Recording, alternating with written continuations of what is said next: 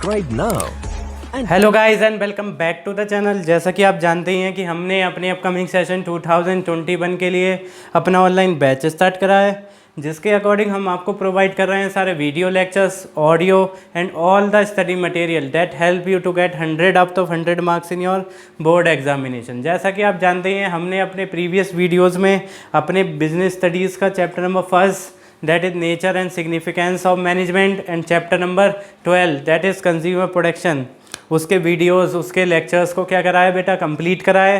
इसी सीरीज में हम आज अपना न्यू चैप्टर स्टार्ट करेंगे। चैप्टर का नेम हमारा रहेगा फाइनेंशियल मैनेजमेंट, और ये हमारा चैप्टर नंबर कौन सा है बेटा, चैप्टर नंबर 9 है। बिजनेस स्टडीज़ का पार्ट बी का हमारा चैप्टर नंबर 9 है बेटा, फाइनेंशियल मैनेजमेंट। ठीक है, financial management is our next chapter. हमारा क्या रहेगा, नेक्स्ट चैप्टर रहेगा। सबसे पहले फाइनेंशियल मैनेजमेंट को डिस्कस करने से पहले हम बेसिक टर्मिनोलॉजी पढ़ेंगे। व्हाट इज़ फाइनेंस, कौन सी टर्मिनोलॉजी पढ़ेंगे बेटा, कौन से कंसेप्ट को पढ़ेंगे, व्हाट इज़ बिजनेस फाइनेंस। ठीक है, just I am taking an example.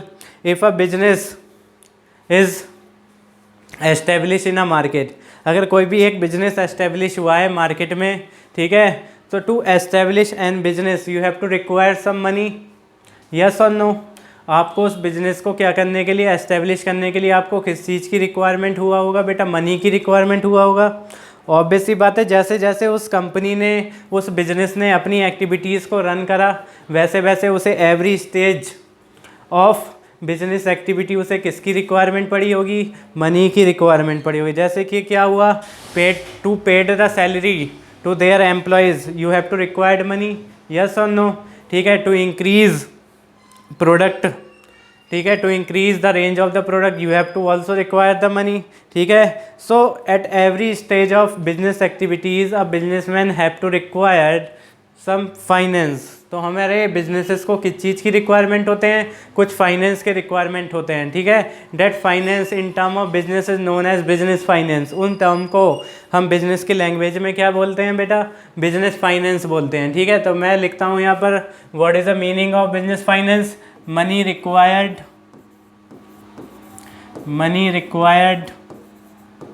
To carry out business activities, to carry out business activities is known as business finance। तो उस टर्म को क्या बोलते हैं बेटा, बिजनेस फाइनेंस बोलते हैं। ठीक है, तो जितना भी मनी एक बिजनेस को रिक्वायर्ड है अपनी एक्टिविटीज़ को क्या करने के लिए, कंप्लीट करने के लिए, उसको क्या बोला जाता है बेटा, बिजनेस फाइनेंस बोला जाता है। क्या बोला जाता है, बिजनेस फाइनेंस। ठीक है, और जब बिजनेस फाइनेंस होता है वो हमारे बिजनेस का क्या होता है बेटा, लाइफ ब्लड। क्या होता है, लाइफ ब्लड होता है। क्यों होता है, क्योंकि विदाउट मनी आप अपनी एक्टिविटीज़ को क्या नहीं कर सकते बेटा, परफॉर्म नहीं कर सकते। Just like a human beings have to required the regulation of blood circulation. ठीक है, ह्यूमन बॉडी को किस चीज़ की रिक्वायरमेंट होती है, ब्लड सर्कुलेशन की रिक्वायरमेंट होती है अपने प्रॉपर फंक्शनिंग क्या करने के लिए। एक बॉडी को प्रॉपर फंक्शनिंग के लिए क्या चाहिए, ब्लड सर्कुलेशन की रिक्वायरमेंट होती है। इसी तरीके से बिजनेस को क्या करने के लिए, सर्वाइव करने के लिए, अपनी एक्टिविटीज़ को परफॉर्म करने के लिए, so business have to required money at every stage of their activities. अपनी एक्टिविटीज़ की सारी स्टेज पर क्या होगा, बिजनेसेस को क्या रिक्वायर्ड होगा बेटा, बिजनेस फाइनेंस। जिसकी वजह से बिजनेस फाइनेंस को क्या बोला जाता है बेटा, लाइफ ब्लड ऑफ बिजनेस। क्या बोलते हैं हम, life blood of a business. ठीक है, बिजनेस फाइनेंस यानी कि money you have to required to carry out business activity. ठीक है, मनी आपको अपनी एक्टिविटीज़ को कैरी आउट करने के लिए रिक्वायर्ड होगा, अपने डे टू डे के एक्सपेंसेस को फुलफ़िल करने के लिए होगा। नंबर 3, अपने प्रोडक्ट की रेंज को इंक्रीज़ करने के लिए होगा। ये सारे हमारे क्या होते हैं पॉइंट्स होते हैं जिसकी रिक्वायरमेंट को फुलफ़िल करने के लिए at every stage of business. ठीक है, a business have to required finance. तो उससे क्या होते हैं, फाइनेंस की रिक्वायरमेंट होती है। Clear everyone, we will proceed to our next topic. ठीक है, हम क्या करेंगे, प्रोसीड करेंगे। किस पर प्रोसीड करेंगे बेटा, अपने नेक्स्ट टॉपिक पे प्रोसीड करेंगे। टॉपिक हमारा कौन सा रहेगा, as you look at the board, आप बोर्ड पे देख ही रहे हैं। हम अपना नेक्स्ट हम डिफाइन करेंगे, कौन सा डिफाइन करेंगे बेटा, कौन सा डिफाइन करेंगे बताइए। हम डिफाइन करेंगे फाइनेंशियल मैनेजमेंट को। किसे डिफाइन करेंगे, फाइनेंशियल मैनेजमेंट को, ठीक है।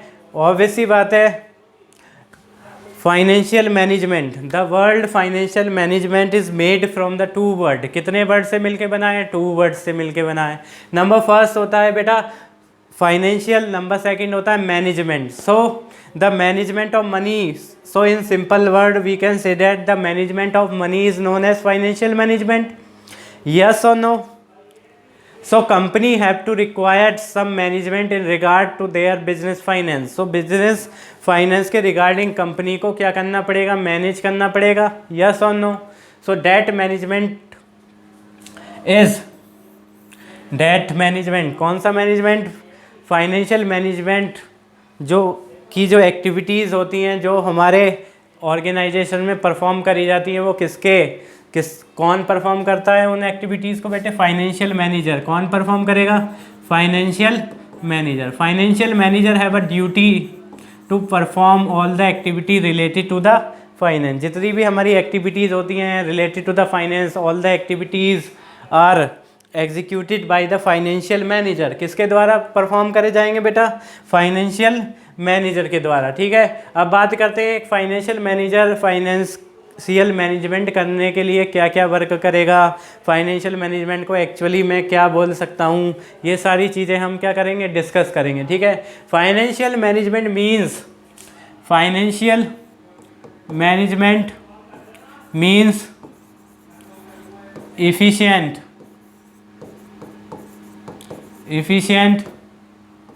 acquisition, allocation and distribution of fund and distribution of fund, ठीक है। फाइनेंशियल मैनेजमेंट का क्या मीन्स होता है बेटा, इफिशिएंट एक्विजिशन। एक्विजिशन का क्या मतलब होता है यहाँ पर, एक्विजिशन का मतलब क्या है, हम कहाँ से फंड को क्या करेंगे, एक्वायर्ड करेंगे, यानी कि कहाँ से हम फंड को रिसीव करेंगे, that is known as acquisition. उस टर्म को क्या बोला जाता है बेटा, एक्विजिशन। एक्विजिशन का क्या मीनिंग है बताएंगे। Acquisition means from where you have to arrange your finance, ठीक है। आपके पास क्या क्या सोर्सेज हैं, जिस सोर्सेज से आप फंड्स को कंपनी के लिए क्या कर सकते हैं, एक्वायर, इकट्ठा कर सकते हैं, that is known as acquisition. उस टर्म को क्या बोला जाता है, एक्विजिशन, ठीक है। एक्विजिशन जब आप कर लेंगे, एक फाइनेंशियल मैनेजर जब क्या कर लेगा, एक्विजिशन कर लेगा, यानी कि फंड को एक्वायर करने के तरीके को क्या कर लेगा बेटा, फाइंड आउट कर लेगा। तो जब क्या होंगे, जब उसे फंड रिसीव्ड हो जाएंगे, जब फंड रिसीव्ड होने के बाद उसका नेक्स्ट जो वर्क होगा वो क्या होगा, जो फंड आपने क्या करे हैं, एक्वायर्ड करें, उस फंड को effectively and efficiently investment proposal में क्या करें बेटा, एलोकेट करें। क्या करें, एलोकेट करें। सबसे पहले फाइनेंशियल मैनेजर क्या डिसाइड करेगा, from where he get the finance, ठीक है। कौन कौन से सोर्सेज से वो क्या कर सकता है, फाइनेंस को एक्वायर्ड कर सकता है, ठीक है। क्या कर सकता है, एक्वायर्ड कर सकता है। It is known as acquisition. क्या कहलाता है बेटा, एक्विजिशन कहलाता है। उसके बाद मेरा नेक्स्ट होता है बेटा, जब फंड क्या हो जाते हैं, एक्वायर्ड हो जाते हैं, उसके बाद हमारा नेक्स्ट पॉइंट आता है कि उस फंड्स को हम क्या करें, कि कहाँ पर किस इन्वेस्टमेंट प्रपोजल में क्या करें, इन्वेस्ट करें, जिससे कि हमने जो फंड एक्वायर्ड करे हैं, ठीक है, उससे हमें क्या मिले, ज़्यादा बेटर रिटर्न मिले, जो कि कंपनी का क्या कहलाएंगे बेटा, प्रॉफिट। क्या कहलाएगा, प्रॉफिट कहलाएगा। ऑब्वियसली बात है, जब आपने फंड को क्या करा होगा बेटा, एक्वायर्ड करा होगा, क्या करा होगा, एक्विजिशन करा होगा, तो आपने जहाँ से भी फंड को एक्वायर्ड करा है, तो आपको उसे जहाँ से भी एक्वायर्ड करा है वहाँ को आपको क्या देना पड़ेगा, उसका पेमेंट करना पड़ेगा या नहीं। Payment include the principal amount and the return payment. उसमें क्या क्या होगा, प्रिंसिपल अमाउंट भी होगा और प्लस क्या होगा, उसमें आपको क्या करने हैं, उसकी जो लाइबिलिटी पे करने का जो रिटर्न है वो भी आपको क्या करना पड़ेगा, पेड करना पड़ेगा। In case of shares it is known as dividend. कौन से केस में बेटा, शेयर के केस में ये टर्म क्या कहलाता है आपका, डिविडेंड कहलाता है। और in the case of debenture it is known as interest, क्या कहलाता है? Interest. And in the case of loan and advance it is also known as interest, क्या कहलाएगा? इंटरेस्ट कहलाएगा। उसके बाद जब ये दोनों चीज़ें आपकी कंप्लीट हो जाएंगी, नेक्स्ट फाइनेंशियल मैनेजर का बेटा क्या वर्क होगा? आपने फंड को एक्वायर्ड कर लिया, उसे इफेक्टिवली एंड इफिशिएंटली एक अच्छे इन्वेस्टमेंट प्रपोजल में क्या कर दिया? इन्वेस्ट कर दिया। जब इन्वेस्ट कर दिया तो उसके बाद क्या होगा बेटा? जब फ्यूचर में जब रिटर्न आएंगे, जो रिटर्न क्या होता है बिजनेस का? प्रॉफिट। उस प्रॉफिट को क्या करना? डिस्ट्रीब्यूट करना। क्या करना? डिस्ट्रीब्यूट करना। क्या कहलाता है मेरा? डिस्ट्रीब्यूशन डिसीजन कह दीजिए, या क्या कहते हैं हम इसे? एप्रोप्रिएशन ऑफ प्रॉफिट कह दीजिए, या क्या बोल दीजिए? डिविडेंड डिसीजन बोल दीजिए। ठीक है। So these all are the 3 works that a financial manager have to work. ठीक है। इन चीज़ों को फाइनेंशियल मैनेजर क्या करता है? मेनली इसका इन चीज़ों पर क्या रहता है बेटा? फोकस रहता है। ठीक है। तो you have to remember these 3 words in your mind. आपको अपने माइंड में सेट कर लीजिए। First is acquisition, number second is allocation, number 3 is distribution. ठीक है। एक्विजिशन मीन्स फंड की एक्वायर्ड करेंगे। कहाँ से एक्वायर्ड करेंगे? ठीक है। जब एक्वायर्ड कर लेंगे तो फंड को कहाँ एलोकेट करेंगे? जब एलोकेट करने के बाद रिटर्न आएंगे तो किस तरीके से उसका क्या करेंगे? डिस्ट्रीब्यूशन करेंगे। तो ये क्या होते हैं? मेन वर्क होते हैं किसके? फाइनेंशियल मैनेजर के। ठीक है। तो एक्विजिशन के लिए मैं थोड़ा सा यहाँ पर ऐड करूँगा। एक्विजिशन को क्या बोलता जाता है बेटे? कौन सा डिसीजन बोला जाता है? ये सारा टॉपिक अभी आएगा, बस थोड़ा समझ लीजिए। एक्विजिशन को बोला जाता है बेटा फाइनेंसिंग डिसीजन। कौन सा decision?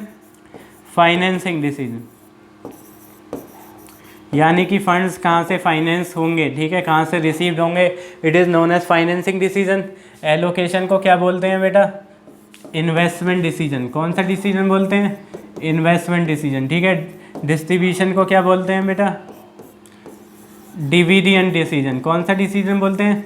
Dividend decision. It is also known as appropriation of profit. Appropriation of profit. It is clear to everyone? Financial manager के कितने वर्क होंगे? 3 होंगे। Acquisition, allocation and distribution.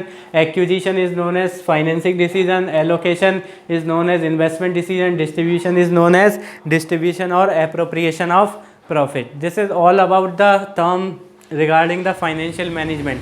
किसके रिगार्डिंग है बेटा? ये फाइनेंशियल मैनेजमेंट के रिगार्डिंग है। And the activities of financial manager is financial management is perform by the financial manager. किसके द्वारा परफॉर्म करा जाएगा? फाइनेंशियल मैनेजर के द्वारा करा जाएगा। ठीक है। We will proceed to our next topic guys. ठीक है। हम क्या करेंगे? अपने नेक्स्ट टॉपिक पर क्या करेंगे बेटा? प्रोसीड करेंगे। ठीक है। उसके बाद मैं आपको नेक्स्ट टॉपिक कराऊंगा फाइनेंशियल डिसीजन। कौन से कराऊंगा बेटा? Financial decision. ठीक है। मैं यहाँ पे राइट करता हूँ फाइनेंशियल डिसीजन।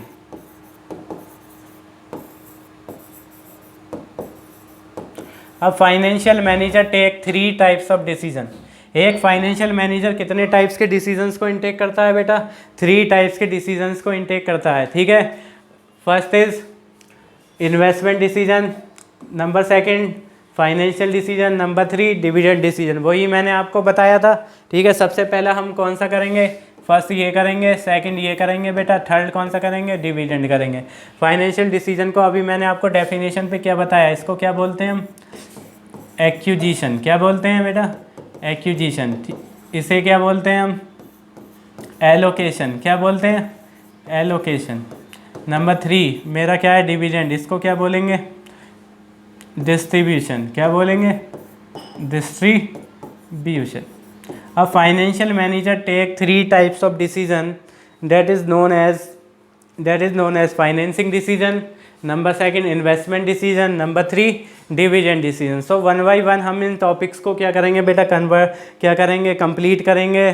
सबसे पहले हमें क्या करना होगा? हमें करना होगा what is investment decision, what are the factor that affect investment decision, what is financial decision.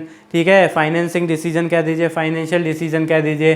ठीक है। What are the factor that affect the financing decision. Number 3 करेंगे dividend decision, what is dividend decision, what are the factor that affect our dividend decision. ठीक है। तो mind makeup कर लीजिए। मैंने आपको बोला नेक्स्ट टॉपिक है मेरा financial decision and the financial decision is divided into the 3 part. Number first investment decision, financing decision, number 3 dividend decision. ठीक है।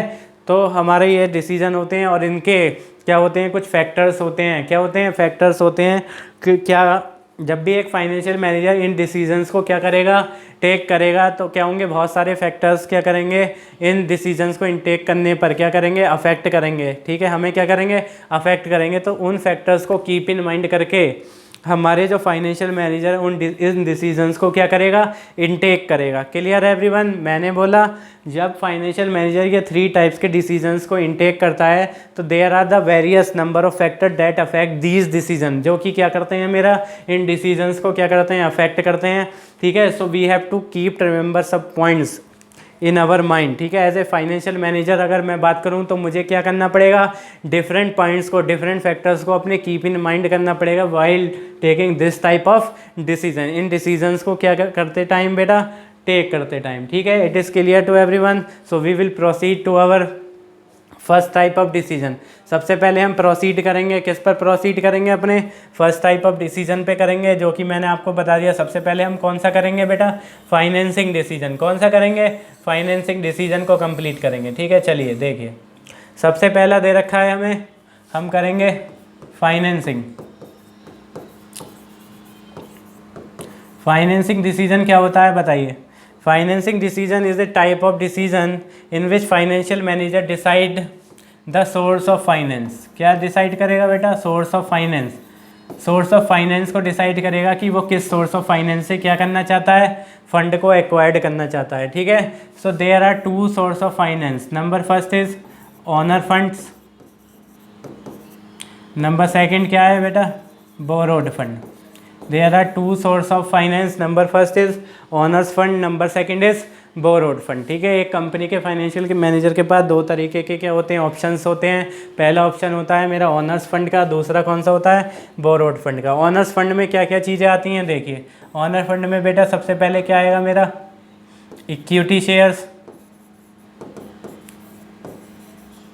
नंबर सेकंड क्या आएगा बेटा, रिटेन अर्निंग। क्या आता है बेटा, रिटेन अर्निंग। रिटेन अर्निंग के बारे में मैं आपसे डिस्कस कर लूँगा, बस आप यहाँ पर इतना क्लियर कर लीजिए। ऑनर फंड में क्या क्या आएंगे मेरे, equity shares and retained earning आएगा। ठीक है, उसके बाद मेरे बोरोड फंड में क्या आते हैं, debentures, loans and advances etcetera. ये सारी चीज़ें कहाँ पर आती हैं बेटे, बोरोड फंड में। कहाँ पर आती हैं, बोरोड फंड में आती हैं। ठीक है, so a financial manager have to decide the source of finance from which source he want to acquire the money for the company. ठीक है, यहाँ पर ये सारी चीज़ें डिसाइड करेगा।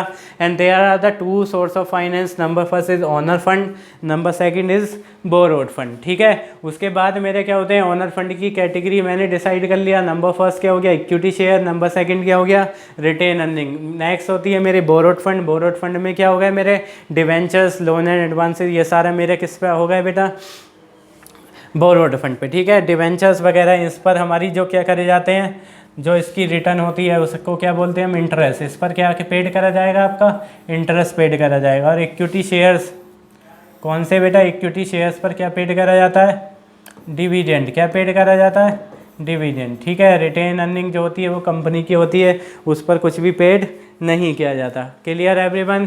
ठीक है, ऑनर्स फंड का जो इक्विटी शेयर होगा उसके रिटर्न को क्या बोलेंगे, डिविडेंड।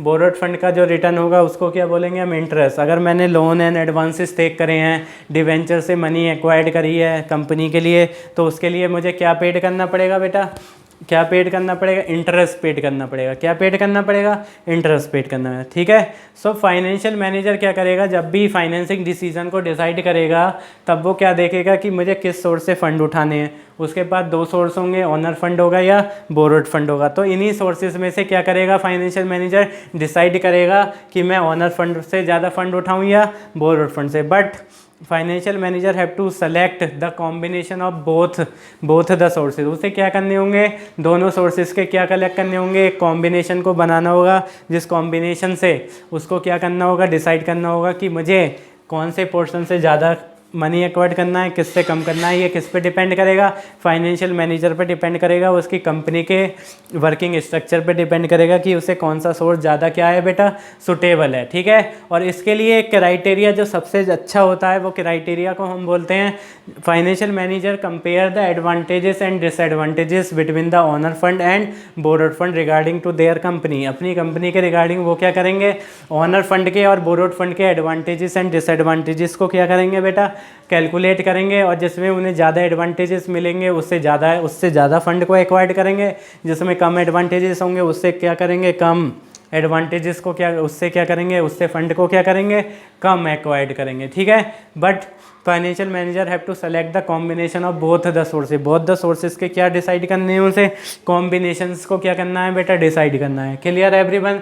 अब बात करते हैं what are the advantages of owner fund and disadvantages of owner fund, what are the advantages of borrowed fund, what are the disadvantages of borrowed fund. सबसे पहले बताइए, owner fund is known as the permanent capital of the company. Owner fund जो होते हैं, equity share जो होते हैं, वो कंपनी की परमानेंट कैपिटल होती है, ठीक है।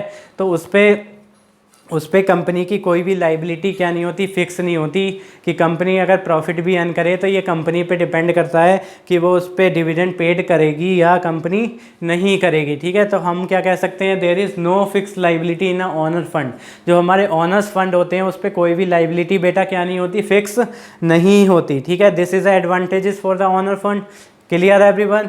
नंबर सेकंड मैं क्या बात करूंगा आपसे, इसका डिसएडवांटेजेस क्या होता है, ओनर फंड का क्या डिसएडवांटेजेस होता है बेटा, ये डिसएडवांटेजेस होता है, ठीक है। इससे कंट्रोल जो होता है कंपनी का वो क्या होता है, डाइल्यूट होता है। क्या होता है, डाइल्यूट का क्या मतलब है, we can known as the owner of the company. हम इक्विटी शेयर को क्या बोलते हैं, owner of the company. If we increase the number of equity share in a company, अगर हम क्या कर दें, नंबर ऑफ इक्विटी शेयर्स को, होल्डर्स को क्या कर दें कंपनी में इंक्रीज कर दें, तो ऑब्वियसली बात है जो मेरा कंट्रोल जो क्या था, ओनर्स का जो कंट्रोल था वो क्या होगा, न्यू शेयर होल्डर्स में क्या होगा, डिस्ट्रीब्यूट होगा। यस और no. Suppose that a company के पास क्या थे, 500 शेयर होल्डर्स थे। अब कंपनी को फंड्स की रिक्वायरमेंट पड़ी तो फंड को कंपनी ने कहाँ से एक्वायर्ड कर लिया, सपोज दैट ओनर फंड से।